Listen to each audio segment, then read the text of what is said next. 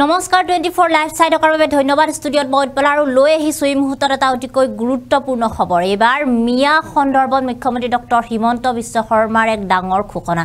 মিয়া সকলে এবাৰ হ'ব পাৰিব খিলঞ্জিয়া অসমীয়া সমাজৰ নিয়ম তেওঁলোকে মানিব লাগিব খিলঞ্জিয়া সকলৰ নিয়ম তেওঁলোকে মানিব লাগিব আৰু এবাৰ মুখ্যমন্ত্ৰী ডক্টৰ হিমন্ত বিশ্ব শৰ্মাই অসমৰ থলুৱা মুছলমান সকলৰ বাবে আগবঢ়াইছে কেইবাটাও গুৰুত্বপূৰ্ণ মন্তব্য এই মন্তব্য কি আমি এই মুহূৰ্তত জনাবলৈ চেষ্টা কৰিম সবিশেষ আমি জনাই আছো এই মুহূৰ্তত এটা অতিকৈ গুৰুত্বপূৰ্ণ খবৰ এবাৰ মিয়া সকলে খিলঞ্জিয়া হ'ব খুজিলে আপত্তি নাই মিয়া সকলে এবাৰ খিলঞ্জিয়া হ'ব পাৰিব বাল্য বিবাহ বন্ধ কৰিব লাগিব বাল্য বিবাহ বন্ধ কৰিব লাগিব মুছলমান সকলে বহু বিবাহ বন্ধ কৰিব লাগিব এবাৰ বহু বিবাহ বন্ধ কৰিব লাগিব আৰু এই মুহূৰ্তত আমি জনাই আছো এটা অতিকৈ গুৰুত্বপূৰ্ণ খবৰ অসমীয়া সমাজত এই নিয়ম নাই অসমীয়া সমাজত এই নিয়ম নাই বুলি কৈছে মুখ্যমন্ত্ৰী ডক্টৰ হিমন্ত বিশ্ব শৰ্মাই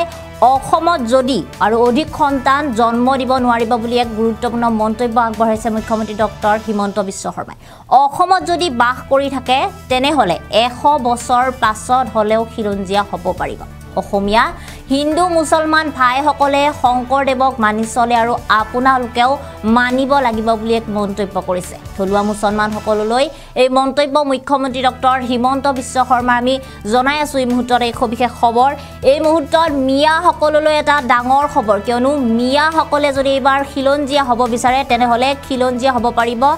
থলুৱা মুছলমান সকললৈ মুখ্যমন্ত্ৰী হিমন্ত বিশ্ব শৰ্মাৰ ডাঙৰ মন্তব্য এবাৰ মিয়া সকলে খিলঞ্জিয়া হ'ব খুজিলে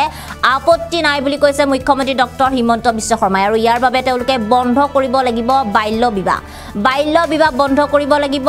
অধিক সন্তান জন্ম দিব নোৱাৰিব বুলি কৈছে কিয়নো অসমীয়া সমাজত এই নিয়ম নাই বুলি মন্তব্য কৰিছে মুখ্যমন্ত্ৰী ডক্টৰ হিমন্ত বিশ্ব শৰ্মাই অসমীয়া হিন্দু মুছলমান ভাইসকলে শংকৰদেৱক মানি চলে জগত গুৰু শংকৰদেৱক মানি চলে বুলি কৈছে আৰু আপোনালোকেও মানিব লাগিব অসমত যদি বাস কৰে 50 বছৰ অসমত যদি বাস কৰে 100 বছৰ তেনেহলে এদিন নহয় এদিন আপোনালোকেও খিলঞ্জিয়া হ'ব পাৰিব বুলি এক গুৰুত্বপূৰ্ণ মন্তব্য কৰিছে মুখ্যমন্ত্ৰী ডক্টৰ হিমন্ত বিশ্ব শৰ্মাই থলুৱা মুছলমান সকলে খিলঞ্জিয়া হ'ব খুজিলে এই নিয়মসমূহ মানি চলিব লাগিব বুলি কৈছে আৰু অসমীয়া নিয়ম তেওঁলোকে উলংঘা কৰিব নালাগিব বুলি কৈছে 11-12 বছৰ বয়সত ছোৱালীক বিয়া দিব নোৱাৰিব বুলি কৈছে কিয়নো অসমীয়া মানুহে ছোৱালীক শক্তিৰ লগত তুলনা কৰে অসমীয়া সমাজত ছোৱালীক শক্তিৰ লগত তুলনা কৰা হয় আৰু কে 11-12 বছৰ বয়সত ছোৱালীক বিয়া দিব নোৱাৰিব বাল্য বিবাহ বন্ধ কৰিব লাগিব বুলি কৈছে অসমীয়া সমাজৰ কিছুমান নিজা সংস্কৃতি আছে খিলঞ্জিয়া সকলৰ নিজা সংস্কৃতি আছে আৰু খিলঞ্জিয়া সকলৰ এই সংস্কৃতি মানি চলিব লাগিব কৈছে একেলগে 2-3 জনীক বিয়া পাতিলে নহব বুলি কৈছে একেলগে 2-3 জনীক বিয়া পাতিব নোৱাৰিব কিয়নো অসমীয়া সমাজত এই নিয়ম নাই আমি পুনৰ কৈছো অসমীয়া সমাজত এই নিয়ম নাই আৰু খিলঞ্জিয়া হ'ব খুজিলে এই নিয়মসমূহ মানি চলিব নোৱাৰিব মোৰ একো অসুবিধা নাই মাথু সমস্যাটো তাতেই বুলি কৈছে হিমন্ত বিশ্ব শৰ্মাৰ একো অসুবিধা নাই বুলি কৈছে কিন্তু সমস্যা তাতে একেলগে 2-3 জনীক বিয়া পাতিব নোৱাৰিব আপোনালোকে যদি শংকৰদেৱক মানি সত্ৰৰ মাটি বেদখল কৰিবলৈ যায় তেনেহলে কেনেকৈ হ'ব বুলি কৈছে মুখ্যমন্ত্ৰী ডক্টৰ হিমন্ত বিশ্ব শৰ্মাই আমি জনাই আছো এই মুহূৰ্তত এটা অতিকৈ গুৰুত্বপূৰ্ণ খবৰ কিয়নো অসমৰ মিয়া সকলৰ বাবে আহি পৰিছে এই মুহূৰ্তত এটা অতিকৈ গুৰুত্বপূৰ্ণ খবৰ মিয়া সকলে যদি এবাৰ খিলঞ্জিয়া হ'ব পাৰে তেনেহলে আপত্তি নাই বুলি কৈছে মুখ্যমন্ত্ৰী ডক্টৰ হিমন্ত বিশ্ব শৰ্মাই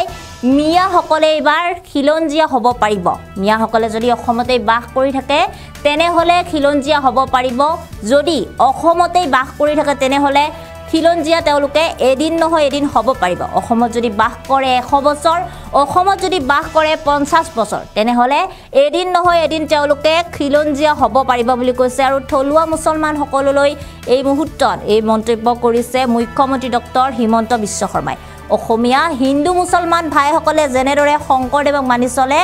আপোনালোকেও মানি চলিব লাগিব বুলি কৈছে কিন্তু শংকৰদেৱক মানি যদি আকৌ সত্ৰৰ মাটি বেদখল কৰিবলৈ যায় তেনেহলে কেনেকৈ হ'ব বুলি কৈছে আৰু এই মুহূৰ্তত আমাৰ হাতত মুখ্যমন্ত্ৰী ডক্টৰ হিমন্ত বিশ্ব শৰ্মাৰ মন্তব্য আছে সেই মন্তব্য আমি আপোনালোকক শুনাইছো খিলঞ্জিয়া হয় নহয় সেইটো বেলেগ কথা আমি কি কৈ আছো যে মিয়া সকল যদি খিলঞ্জিয়া হ'ব চেষ্টা কৰে তাত আমাৰ আপত্তি একো নাই কিন্তু বাল্য বিবাহ বন্ধ হ'ব লাগিব বহু বিবাহ বন্ধ হ'ব লাগিব ছোৱালীসকলক স্কুল কলেজত পঠাব লাগিব চ' খিলঞ্জীয়াৰ এটা সংস্কৃতি আছে অসমীয়া লোকৰ এটা সংস্কৃতি আছে অসমীয়া লোকে ছোৱালীক শক্তিৰ লগত তুলনা কৰে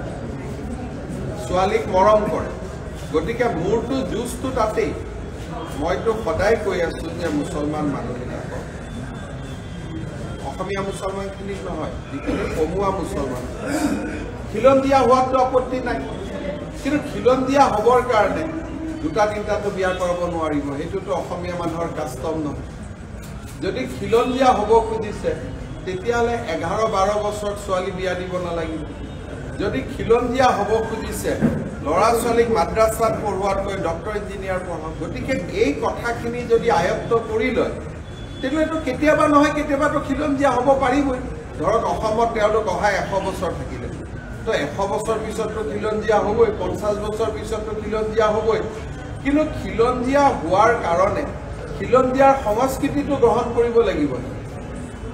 যদি আপুনি সত্ৰৰ মাটি দখল কৰি তেতিয়াহ'লে আপুনি কেনেকৈ খিলঞ্জীয়া হ'ব অসমৰ হিন্দু মুছলমান অসমীয়া হিন্দু মুছলমান সকলোৱে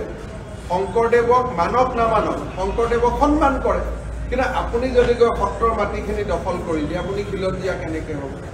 সেইকাৰণে খিলঞ্জীয়াটো বিষ্ণু ৰাভাৰ লগত তুলনা কৰাৰ এইকাৰণে উচিত নহয় বিষ্ণু ৰাভাৰ আমাৰ সংস্কৃতিটো তেখেতে নিৰ্মাণ কৰিছে সেইকাৰণে আমিনুল ইছলামে খিলঞ্জীয়া হ'ব খুজিছে মোৰ আপত্তি নাই কিন্তু আমাৰ নীতিখিনি গাঁৱত কম ভাই দুটাতকৈ বেছি বাচ্চা জন্ম নিদিব তিনিটা হ'লে কেতিয়াবা হৈ গ'ল আৰু দুটা তিনিটা বিয়া নকৰাব ছোৱালীক স্কুলত পঠাব দেউতাকৰ সম্পত্তিৰ ওপৰত ছোৱালীকো অধিকাৰ দিব এইখিনিয়েতো ডিফাৰেঞ্চ গতিকে মই পজিটিভ হৈ আছোঁ কোনোবা খিলঞ্জীয়া হ'ব খুজিলে মোৰ আপত্তি নাই কিন্তু এই কথাখিনি মানিব আজিৰ তাৰিখত যদি আসনৰ সংখ্যা ক'বলৈ যোৱা যায় আমি এতিয়া 13খন আসনত পূৰ্ণ প্ৰতিদ্বন্দ্বিতাত আছোঁ